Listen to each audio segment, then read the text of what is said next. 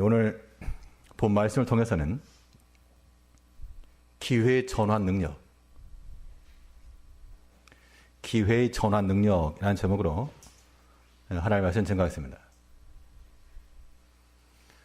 우리가 흔히 말하기를 위기는 곧 기회다, 그렇게 말을 하는데요.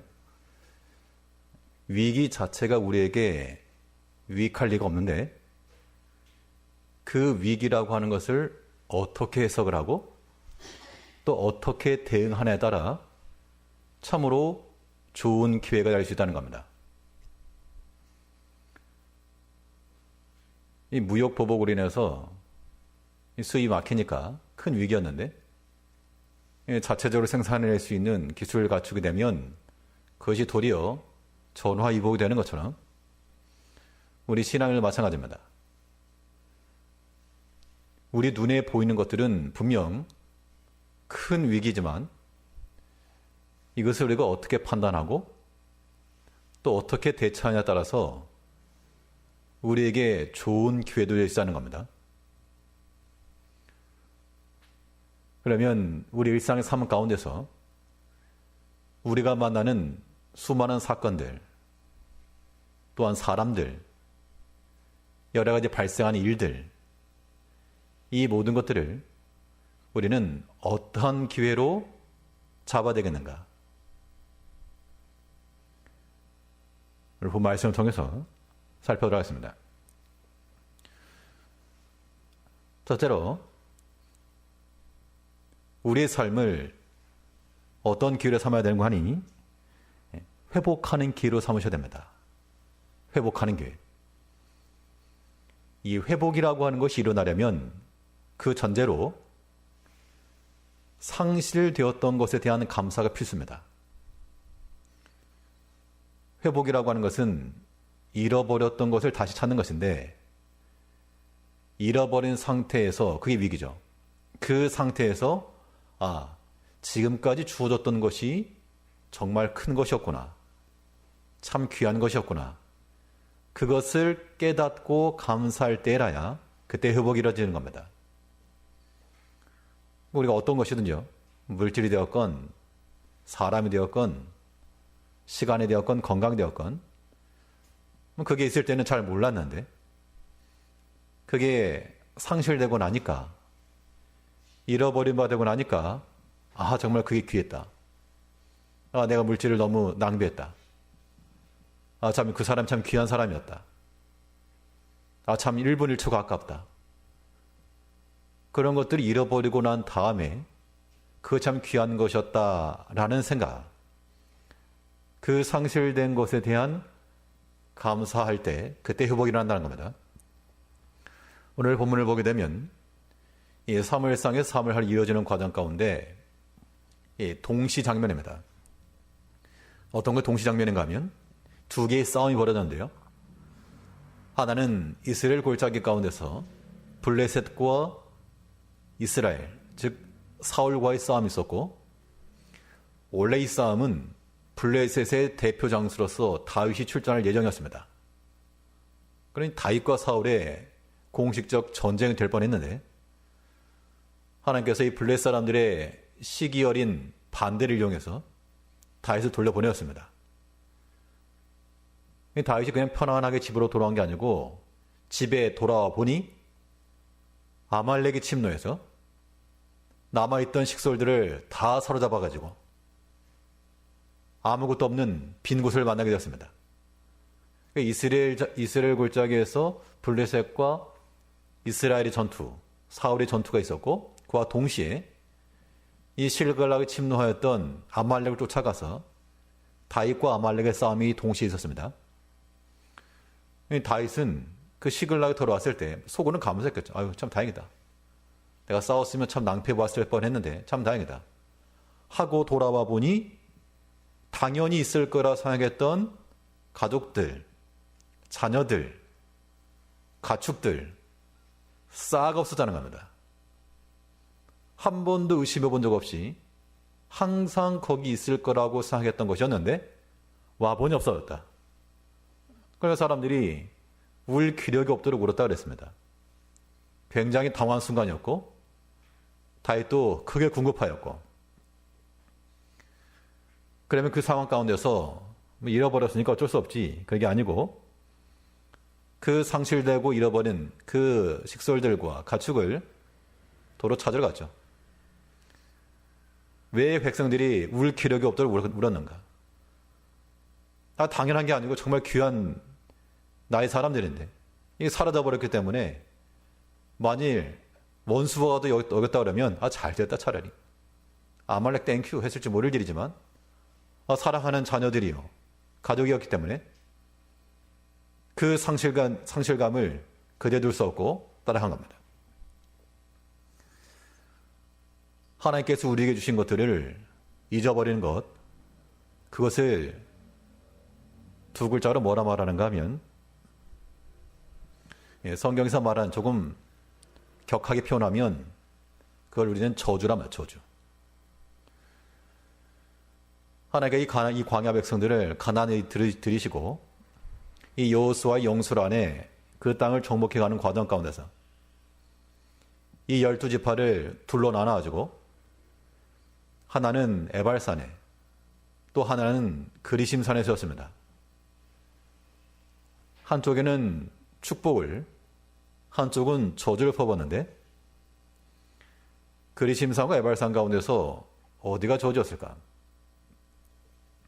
참고로 이 에발산에는 돌을 하나 세우고요. 그 돌에 석회를 바른 후 하나님의 율법의 말씀을 기록해놨다 그랬습니다. 에발산에다가요. 그러니까 에발산과 그리심산 중에서 어느 곳이 저주였을까요? 에발산에 하나님의 말씀이 있으니까 거기가 축복의 땅이고 반대가 저주였겠지. 그런데 그렇지 않았습니다. 도리어 하나님 말씀이 기록되어 있던 그 에발산에 저주를 퍼붓습니다. 하나님 말씀이 있는 곳이 저주가 아니고 그 돌에 새겨놨다면 사라지지 아니할 말씀이 되었겠으나 석회를 바르고 그 위에 세웠기 때문에 기에 바람이 불거나 비가 오거나 다 흐려지고 사라지고 잊혀지고 하나님의 행하셨던 일들이 우리의 기억 가운데서 사라지고 잊혀지고 희미해지는 것, 그것이 곧 무엇이라? 그게 저주라. 돈 잃어버린 것, 건강 놓친 것, 뭐 좀 안 된 그것만이 문제가 아닙니다. 하나님께서 지난날 우리 가운데 선명하게 역사하셨던 그 모든 것들을 기억하지 못하고 이미 지난 일이 되었고 망각해버린다 그러면 그것은 저주의 삶이라는 얘기죠. 그게 상실한 바요. 거기서 우리는 회복해야 됩니다. 하나님께서 그렇게 역사하셨지. 그 지난날을 기억해야 될 이유가 무엇인가 하면 지금 우리 앞에 당면에 있는 모든 문제들도 그 지난날을 가지고 해결해 나갈 수 있기 때문에 그렇습니다. 하나님은 어제나 오늘나 영원토록 동일하시기 때문에 예전 나를 도우셨던 그 하나님은 지금도 또 장차도 나를 도우실 그 능력의 하나님이십니다. 그러나 이제 우리가 어떻게 할 것인가? 우리 가운데 여러 가지 잃어버린 게 있다. 때로는 내가 속도 상하고 때로는 시간도 많이 나갔고 물질도 잃어버렸고 그래서 속상한 상태로 있지 마시고 그건 저주의 상태. 속상하다, 슬픈 상태. 거기서 우리는 회복하셔야 됩니다. 그렇게 대응을 해야지만 복이 있는 거예요. 팩트라고 하는 것은 상실된 현실이요. 그게 하나의 위기라면 그것을 우리가 어떻게 받아들이고 어떻게 대응하냐에 따라 그게 도리어 우리 가운데엔 복이 될 수 있다는 겁니다. 이제 우리 삶의 모든 것들을 회복의 기회로 삼으시되 만일 잃어버리고 잊혀졌던 것들이 있다면 다시금 새롭게 기억을 하시고 우리 마음속에 선명하게 하여 그 상실되고 잃어버린 것들을 귀히 여기고 참으로 감사히 여기고 그런 마음들 우리가 가져야 됩니다. 이 회복이라고 하는 게 좋긴 좋은데 이 회복이라고 하는 게 거저되는가? 거저되지 않고요. 회복을 위해서는 갑절의 수고가 필요한 겁니다. 그래서 우리가 우리 삶 가운데서 맞닥뜨리는 여러 가지 위기의 때를 회복으로 전환시키려면 우리 상실되었던 마음을 깨닫고 기억하여 다시금 회복을 위한 갑절의 수고가 있어야 된다. 이 시글락에서 처자들을 뺏겼던 다윗은 그의 무리들을 데리고 쫓아갔습니다. 물론 200명은 따라오지 못했지만 아무튼 400명 데려가가지고 일당백해도 모자를 파네. 아무튼 200명 떨어 나갔으니까 더 수고한 거야, 더. 빼앗겼다라고 하는 것은 약한 자에게 빼앗기는 게 아니고 강한 자에게 빼앗기는 겁니다. 그 빼앗긴 것을 도로 찾으려면 뺏어간 것보다 더 강해야죠. 우리에게서 시간을 빼앗아가는 게 있다. 뭐가 빼앗아갈까? 아무튼 우리의 시간을 빼앗아가는 게 있다. 그게 아무튼 우리의 시간을 빼앗아갈 만큼의 강력한 힘도 있고 매력도 있고 아무튼 그렇습니다. 그거를 우리가 지켜내려면 도로 가서 찾아오려면 그것보다 더 큰 거, 그것보다 더 강한 힘, 더 큰 재미, 더 큰 사랑, 그걸 가져야죠. 내 마음을 빼앗아가는 세상의 일이 있다. 힘이 세니까 뺏어가는 겁니다. 우리를 도로 찾아오려면 우리에겐 힘이 없으니까 우리 형님 모시고 형님 모시고 우리 주님 모시고 가서 도로 찾아오는 것. 그렇게 해서 회복하는 것이 우리에게 유익함이요. 그때 또한 하나님의 크신 영광을 아는 겁니다. 아, 하나님께 주셨다. 이거 하나님께 도로 주신 것이라. 다시 받았을 때는 그 전과 더 비교할 수 없는 더 큰 은혜와 감사했겠죠. 우리 삶 가운데서 우리가 여러 가지 상실의 때를 경험했을 것이나 그때마다 속이 상해가지고 가슴만 치지 마시고 이것을 회복의 때로 여겨 더 좋은 기회를 삼겠다. 하나님께서는 아무튼 환란이라도 우리에게 유익함을 주신다고 그랬으니까 우리가 잘 생각하고 내가 그동안 놓치고 있었던 것이 무엇인가? 내가 잃어버렸던 것이 무엇인가? 내가 목회자로서 놓치고 있었던 것은 무엇인가? 또 내가 직분자들로서 내가 놓치고 있었던 것은 무엇인가? 내가 무감각하게 살아갔던 것들, 그래서 빼앗겼던 것들, 그런 것들을 다시금 생각을 하고 돌이켜 다시 채워놓음으로 갑절의 수고를 통해서 채워놓음으로 하나님께서 주시는 것들을 다시금 충만하게 채워나가는 회복함 얻어가는 성도님들 되시기 바라겠습니다. 둘째로 또 우리 삶 가운데 있어서 여러 가지 일들, 사건들 이것을 우리가 어떠한 기회로 또한 삼을 것인가?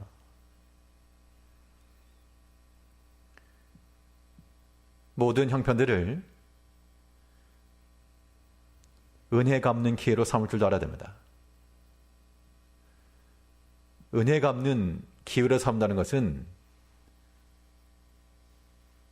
자기 자신을 위한 기회를 삼지 말라 그런 얘기죠. 오늘 본문에 보게 되면 아말렉 소년 하나가 나옵니다. 이 소년 하나가 사울에게서부터 취한 그 면류관과 고리를 가지고 다윗을 찾아왔습니다. 2절부터 보시면요. 제3일 한 사람이 사울의 진에서 나왔는데 그 옷은 찢어졌고 머리에는 흙이 있더라. 저가 다윗에게 나와 땅에 엎드려 절하며 다윗이 저에게 묻되 너는 어디서 왔느냐? 대답하되 이스라엘 진에서 도망하였나이다. 다윗이 가로되 일이 어떻게 되었느냐? 너는 내게 구하라. 저가 대답하되 군사가 전쟁 중에서 도망하기도 하였고 무리 중에 엎드려 죽은 자도 많았고 사울과 그 아들 요나단도 죽었나이다. 한 소년이 와가지고 이 사울과 요나단의 죽은 것을 구했습니다. 이때 다시 네가 어떻게 하느냐 물어봤더니 여차저차 해가지고 사울 왕이 이제 뭐 거의 죽을랑말랑 하고 있는데 고통 가운데서 내 숨이 아직 멎었으니 와서 나를 좀 빨리 목숨이 없어도 해달라. 그 부탁을 받고 제가 죽었습니다. 그리고 나서 그에게 있는 왕관과 고리를 가져왔습니다. 9절 말씀해 보시면요. 또 내게 이르되 내 목숨이 아직 내게 완전히 있으므로 내가 고통에 들었나니 너는 내 곁에서 나를 죽이라 하시기로 저가 엎드러진 후에는 살 수 없는 줄을 내가 알고 그 곁에서 죽이고 그 머리에 있는 멸관과 팔에 있는 고리를 벗겨서 내 주께로 가져왔나이다. 이 아말렉 소년의 행위는 결국 계산해 간 것이죠. 사울의 왕관과 팔의 고리를 가지고 다윗에게로 가면 다윗이 이제 이걸 원할 테니까 이것이 나에게 유익함이 있을 것이다.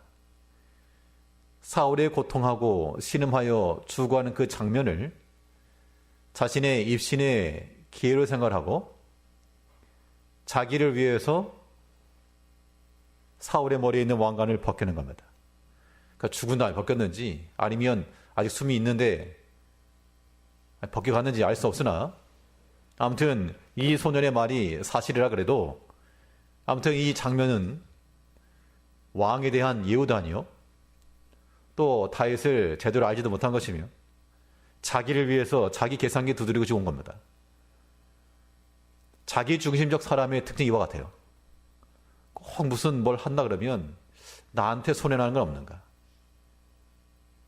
나한테 불리한 거 없는가?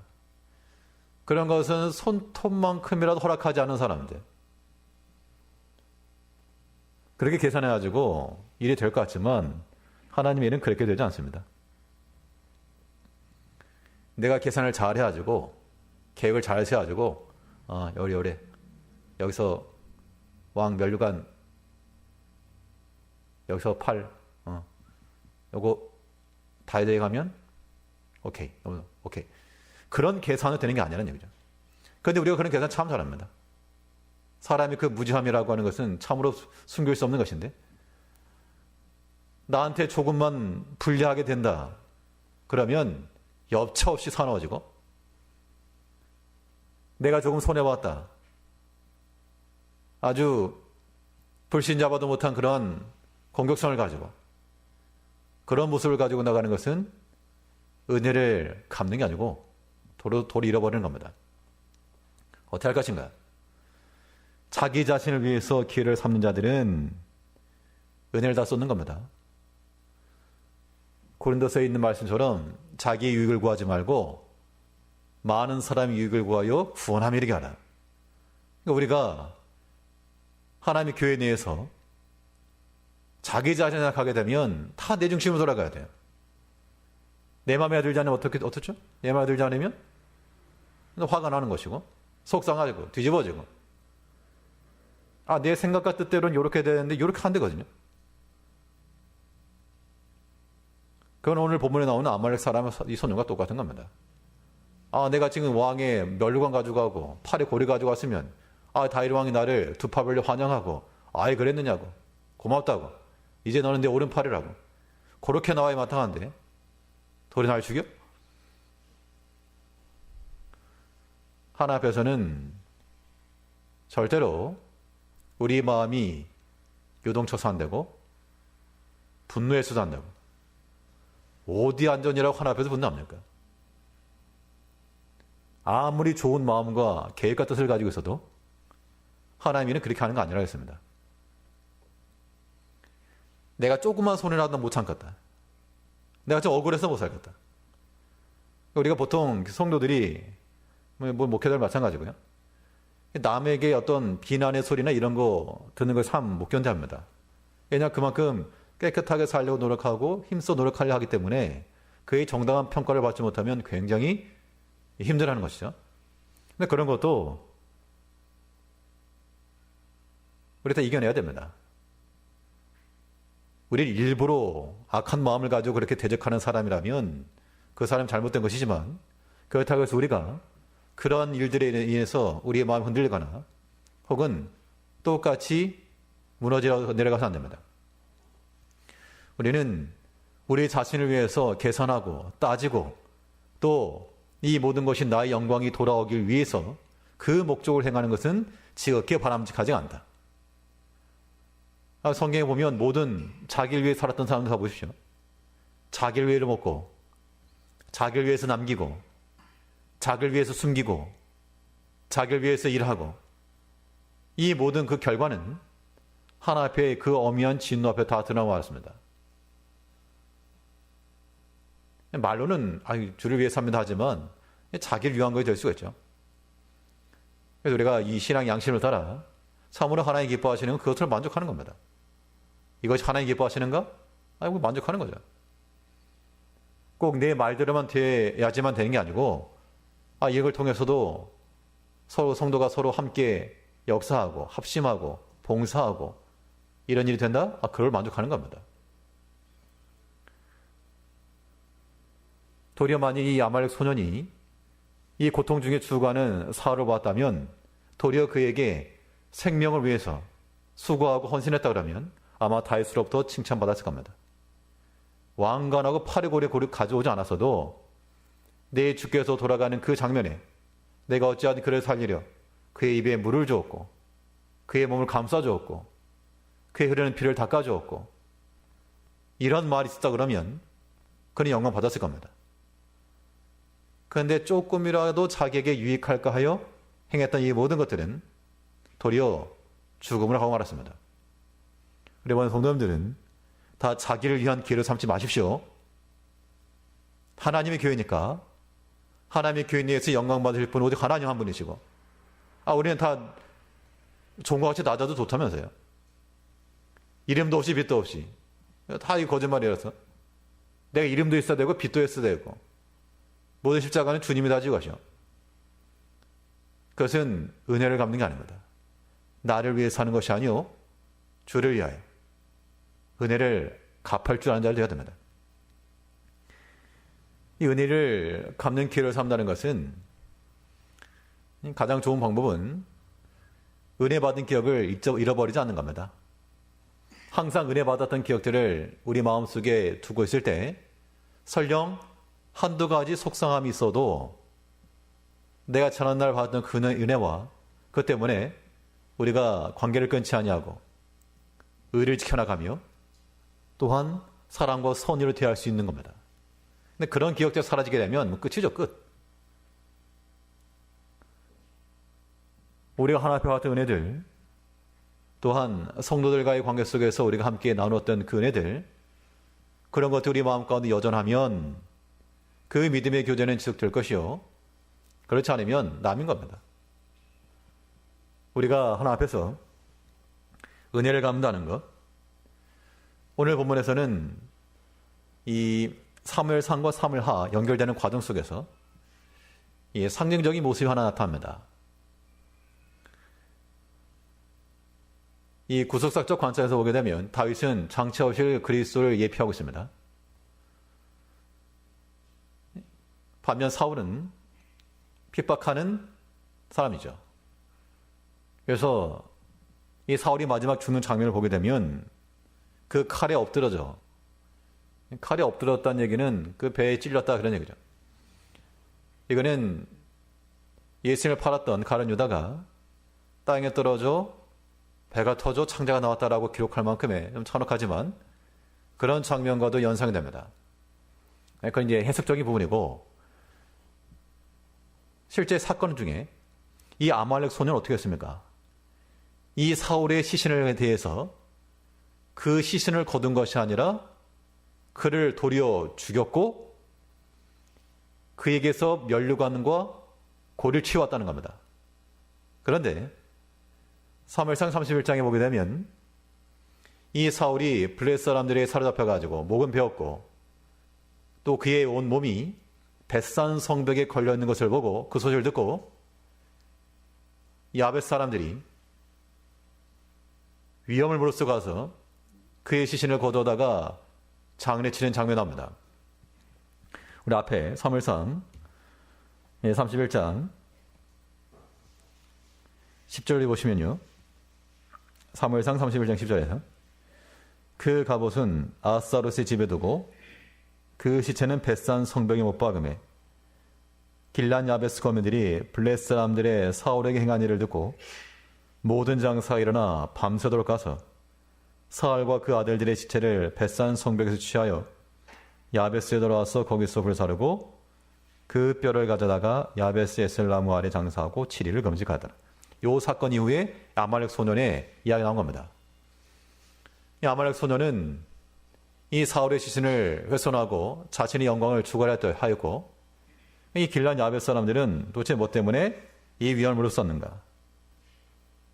사무엘상 앞에 보게 되면 사울이 처음 왕이 되었을 때 처음으로 나가서 전투한 것이 바로 이 길란 야베스 사람들 때문이었습니다. 이 사람들이 큰 고난을 당하고 있을 때 대적들이 와가지고 화천하자고 하니까 화천할 수 없다. 너희들 눈을 다 빼라. 그래야 화천하겠다. 이러한 소식을 들은 사울이 하나님의 신이 충만하여 그때 처음으로 나가서 구원을 이뤘던 것이 바로 이 길란 야베스 사람들이었습니다. 그래서 이 사람들은 사울의 시신이 벳산 성벽에 박혀있음을 듣고 그 은혜를 갖기 위해서 모든 장사가 일어나 위험을 무릅쓰고 한 거죠. 계산 안 했죠. 당연히 적진에 들어가면 무슨 일이 있을지 모를 일인데 또 만일 이것을 빌미로 사울 왕도 죽인 그 블레셋 군다들이 한 부족도 안 되는 그들을 쫓아온다 그러면 진멸당할 게 뻔한데 그럼에도 불구하고 그렇게 될 수 없다. 계산한 게 아니고 은혜를 갚는 심정으로 아끼는 마음으로 사랑하는 마음을 가지고 그 위험한 불구덩이에 들어가서 그들을 꺼내왔다는 겁니다. 은혜를 갚은 거죠. 이 아말렉 소년은 기회주의적인 사람에게는 참 좋은 사람입니다. 그렇게 해야지. 길란 야베스 사람들은 참 무식한 사람들입니다. 그걸 왜 가나? 그러나 우리가 하나 앞에 받은 은혜를 알고 그 은혜를 갚고자 하는 그런 기회를 삼는 자들이 하나 앞에서 은혜를 받는 겁니다. 이제 우리가 여러 가지 일들을 만날 때 다 자기를 위해서 생각하지 마시고 자기를 위하게 되면 기쁨도 있지만 거기 뭐도 있습니까? 자기를 위하는 일에는요, 일이 잘 돼서 즐거움도 있지만 안 돼서 속상한 것도 있습니다. 속이 상한다? 1차적으로 내가 지금 나를 위해서 일하나? 고생하셔야 되고, 주를 위해서 하는 것이면 속상해도 주님이 속상하는 걸 할 거기 때문에 그런 건 걱정하지 마시고 그냥 그 은혜를 따라 명하신 대로 사랑하고 순종하고 끝까지 충성하면 될 일입니다. 그런 기회로 삼아 나가야 됩니다. 이 아말렉 소년과 같이 계산하여 자기 유익을 위하여 하지 마시고 이 길란 야베스 사람들이 사울의 폭정을 몰랐겠습니까? 저 사울이 제대로 왕의 그런 직무를 보지 않냐고 다윗 쫓아다닌다. 저것도 왕이냐? 많은 사람들이 비난하였으나 그러나 그들은 그 비난에 동참하지 않았고 도리어 그 마지막을 잘 지켜줬습니다. 그래서 하나님께서 그들에게도 보이신 거죠. 아무쪼록 우리가 하나님 앞에서 은혜를 기억하고 그 은혜를 갚을 줄 아는 절대 우리 마음 가운데 요동함이나 분노함이나 다툼이나 이런 거 없이 언제나 그 은혜의 감사함과 넘치는 사랑을 가지고 살아가는 성도님들 되셔야 됩니다. 첫째로 또 우리 삶 가운데 우리 일상을 어떠한 기회로 삼을 것인가. 오늘 본문에서는 한마디도 하지 않지만 등장하는 중심 인물이 하나 있습니다. 사울이죠. 그는 시신이 되어서 이 다윗과 아말렉 소년 사이의 대화의 중심이 하나 그는 이미 말할 기회를 잃었습니다. 왜 이러는가? 회개하는 기회를 잃어버린 거죠. 우리의 모든 상황들 속에서 회개하는 길을 찾아야 됩니다. 그러니까 하나님의 섭리 속에서 깨달아요. 깨달음. 이 깨달음이라고 하는 거 있어야지만 우리가 회개하면 이런 겁니다. 보통 눈치가 있는 사람 같은 경우는 한마디만 쓱 해도 알아먹고 행동을 바꾸거나 혹은 수정할 수가 있습니다. 근데 좀 그러한 감각 떨어지게 되면 말해줘도 멀뚱하니 깨닫지도 못하고 그러면 옆에 있는 말해주는 사람이 답답해하죠. 깝깝해하는 겁니다. 알아들을 때 말로 알아듣지 못하면 나중에 이제 좀 자극적인 걸 가죠. 하나님께서 우리에게 여러 가지 사인을 주십니다. 그 사인이라고 하는 것은 우리 신앙 양심과 다요. 그래서 이거 하나님께서 지금 내게 하시는구나. 이거 지금 하나님께서 이렇게 말씀하시는구나. 그런 감각이 들 때는 어떻게 되는가? 나를 치네? 그렇게 생각할 게 아니고 하나님께서 내게 그렇게 듣게 하셨으면 하나님 음성인 줄 알고 본인이 회개할 생각을 해야지. 날 치네? 누가 칩니까? 치는 거 없습니다. 우리가 이 회개의 길을 찾지 못하면요. 우리가 믿음이 있다라고 생각하지만 우리가 아무튼 이런 마음이 들게 되면 회개하지 않는 겁니다.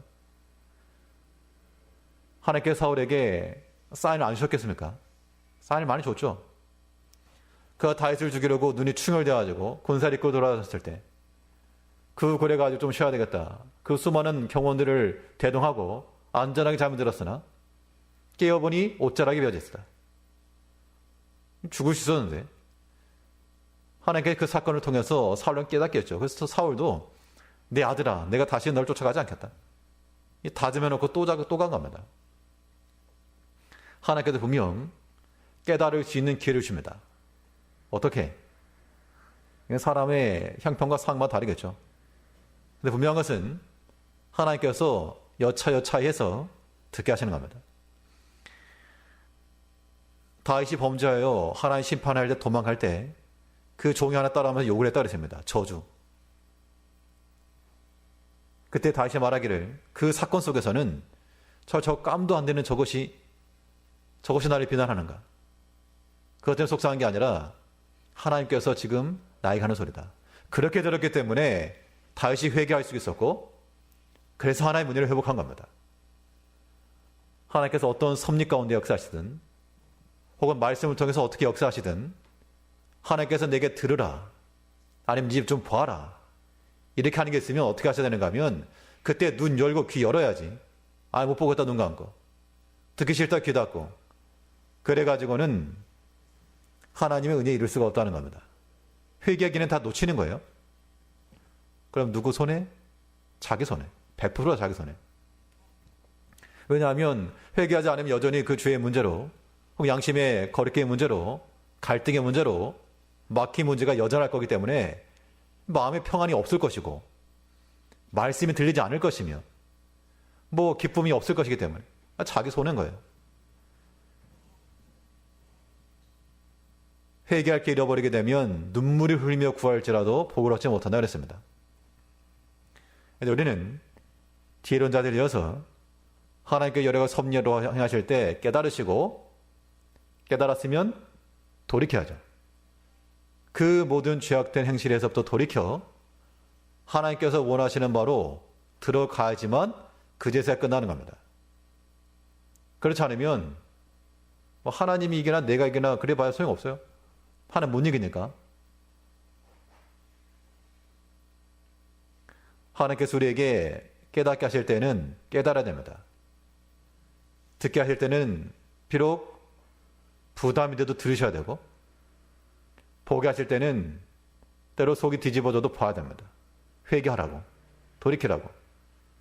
누가? 당신이가 아니고 내가. 너가 회개하라가 아니고 회개할 사람은 자신들입니다. 이 회개의 기회를 얻으면 우리는 복된 자리에 나가는 것이고 그렇지 못하면 계속 가는 거예요. 한번 가봐라. 우리가 하나님을 이길 수 없기 때문에 하나님께서 우리가 알게 하실 때는 그냥 아십시오. 들으시고 빨리 들어 빨리. 여기 고집 부릴 것도 없고 인간의 생각 내세울 것도 없습니다. 하나님 나에게 좀 들으라고 한다. 하나님께서 이 미리 역사하신다. 그런 감각이 왔을 때는 그 성령의 감동하심을 따라 돌이킬 때 그것이 우리가 이 땅 가운데 살아가는 성도의 민첩한 대응이 되는 겁니다. 우리 삶 가운데 여러 가지 일들이 있습니다. 이 모든 것들을 우리는 다 유익한 기회로 삼으셔야 됩니다. 잃어버리고 상실한 모든 것일지라도 이 모든 것을 갑절의 수고를 통하여서라도 회복하시고 자기를 위해서 이것저것 따지지 말고 하나님을 위해서 또 형제를 위해서 교회를 위해서 은혜를 갚고자 하는 그 길을 삼고 나갈 때 자기의 영광을 노라는 것입니다. 하나님 깨닫게 하실 때는 낮아지고 겸손한 마음을 가지고 회개하여 하나님께 주시는 그 은총의 복을 다시금 누리며 그 은혜를 말미암아 살아가는 복된 성도님들 되시길 바라겠습니다. 기도하겠습니다.